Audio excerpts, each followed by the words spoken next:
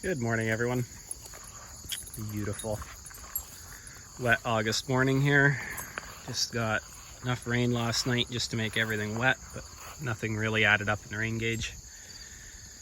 And more rain's on the way, which is good. We sure do need it. Just moved the dairy cows and their calves to this fresh bit of ground this morning. I'm moving them daily, and then at night they go back to the main herd, and then during the day they've got their calves with them here. Anyway, just wanted to show this pasture I moved into this morning. This particular piece of this field used to be divided off, and it was our sheep pasture. And before I moved here, I believe the sheep were rotated weekly.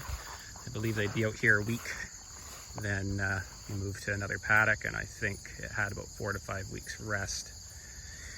And when I moved here, this was bitten right down to the ground. All you saw was bare sand. Moved here in the fall. That was the fall of 19. And this paddock was completely barren. There was a barbed wire fence running just kind of along where that temporary fence is right now. So we bale grazed it really heavily, and the next year, summer of 2020, we had a severe drought, and this particular piece right now, right out here, grew absolutely nothing. Just weeds, mostly just that chicory that we see growing. That was in the original mix when this was planted, I believe back in 2014. And it really just grew nothing but weeds and the chicory. And much to my dismay, my father-in-law came out and clipped it all because he didn't like the sight of the weeds. Didn't want the weeds going to seed. But what that did was it just burnt this off. The weeds all died. The little bit of grass that was there didn't have any shade. Everything died. And then we spread a lot of manure on it. And that was it. And then the next year was 2021. In 2020 we only grazed it once, and in 2021 it was a severely wet year, and this grew nothing again. I had frost seeded it that spring. I frost seeded this whole 10-acre piece with 4 different types of clover, and nothing grew. It was still barren, even with all the rain. Even though we'd bale grazed it once and spread manure on it once, there was nothing there. But I grazed off the few weeds that was there, left it, had a long rest, grazed it off once more, so it was only grazed twice last year. And this area was the manure pile from the sheep barn there. And I spread all that, grew some cover crop up there. And then this year there was a little bit of grass starting, and I thought I'll just leave it and see if the grass grows. Instead it just grew all the lamb's quarters. There's some pigweed in there and some ragweed, but cows eat it, so that's fine. Save the money on the cover crop seed. Grow some weeds that the cows will eat instead. Anyway, we never clipped it. Stopped clipping pastures and let some of these weeds grow. There's some pigweed. There's a good bite there for the cows. I'll actually make some milk on that.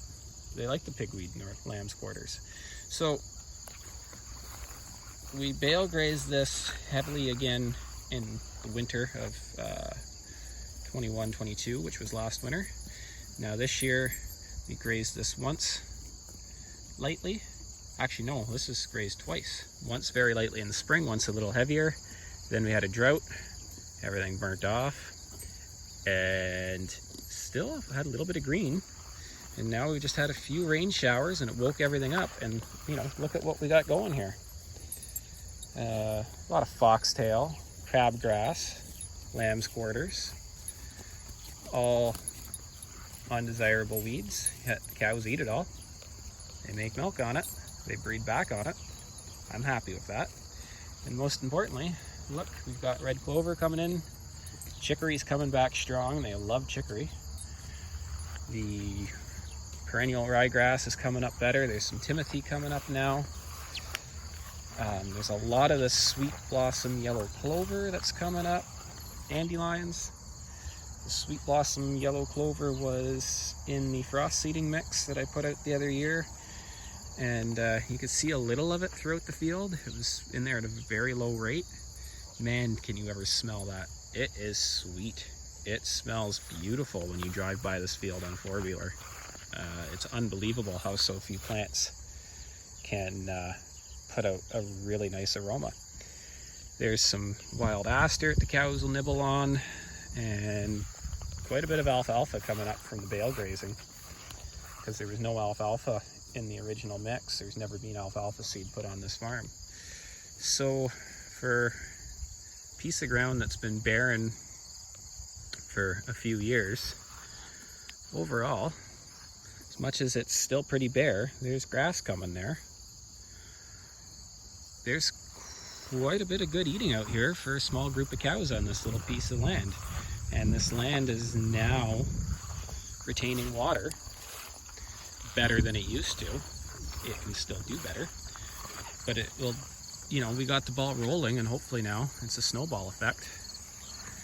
And we're not just washing our nutrients away every time it rains and having the water just run off the hill, actually holding a bit of it and growing something now.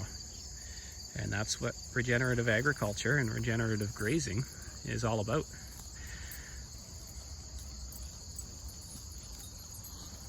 So it's very encouraging to see what we can do and how we could repair land. It's kind of discouraging to see just how long it takes and how much it takes. But I guess life is all about the journey, not the destinations. So this is part of the journey we're on, and it's looking slightly better every year. Anyway, just wanted to share that little segment with you, and show you some more parts of the farm later. Take care.